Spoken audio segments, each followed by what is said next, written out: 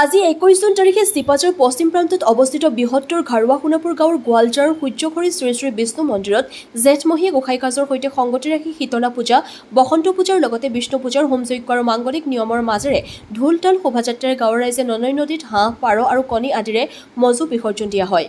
এই অনুষ্ঠানত পূজা পাতল ভোগ গ্ৰহণৰ উপৰিও গাঁৱৰ প্ৰতিভাৱান ছাত্ৰ-ছাত্ৰীসকলক প্ৰতি বছৰৰ দৰে এইবাৰো বিশেষ সম্বৰ্ধনা জনোৱা হয়। সকলো কাৰ্যসূচীত ৰাইজে আৰু বিষয়ববীয়াসকলে সহায় সহযোগ আগবঢ়াই অনুষ্ঠানখনি সাফল্যমণ্ডিত কৰাৰ বাবে মন্দিৰ পৰিচালনা সমিতি আৰু পূজা পৰিচালনা সমিতিয়ে সকলোকে ধন্যবাদ জনায়। চিপাঝাৰৰ পৰা জয়প্ৰকাশ শৰ্মাৰ প্ৰতিবেদন AIN লাইভ। ইয়াৰ তাৎপৰ্য এটাই, আমাৰ বিশ্ব শান্তিৰ বাবে আমি প্ৰতি বছৰে এই উৎসৱটি পালন কৰি আহিছো। এই উৎসৱটি আমি জেঠ মাহতে কৰোঁ, কিন্তু এইবাৰ মল্ল মাহ বাবে আমি আহাৰ মাহলৈ নিব লগা হ'ল।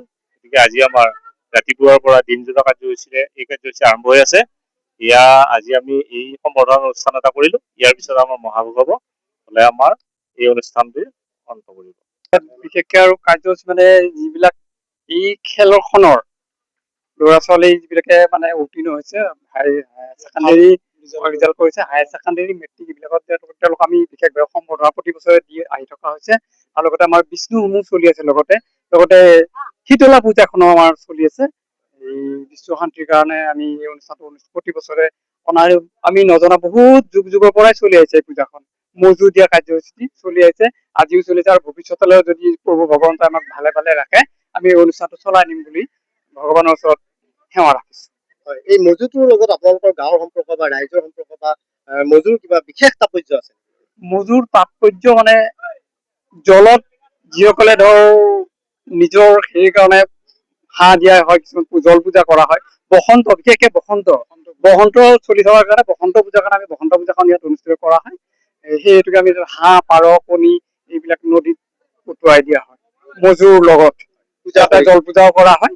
নদীত গৈ আমি সমতলৰে গৈ আমি এই অনুষ্ঠানটো আমি তাত অনুষ্ঠিত কৰো। বিশ্ব শান্তিৰ কাৰণে মজুত হাঁহ, পাৰ, কণী, নৈবেদ্য এইবিলাক উটুৱাই দিয়া হয়। বেমাৰ সকলো নাশ হয়, জলত উটি ভাহি যায়, যাতে আমাৰ ইয়াত নহয়।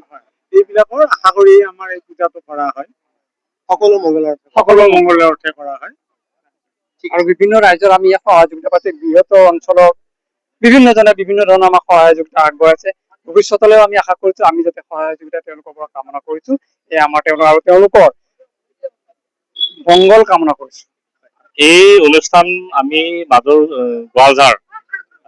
গোৱালঝাৰ মাজু চুবাই কৰো যদিও আমাৰ ইয়াতে আমাৰ ওচৰ পাজৰৰ গোটেইখিনি মানুহ আহি উঠি আমাৰ সহযোগ কৰে।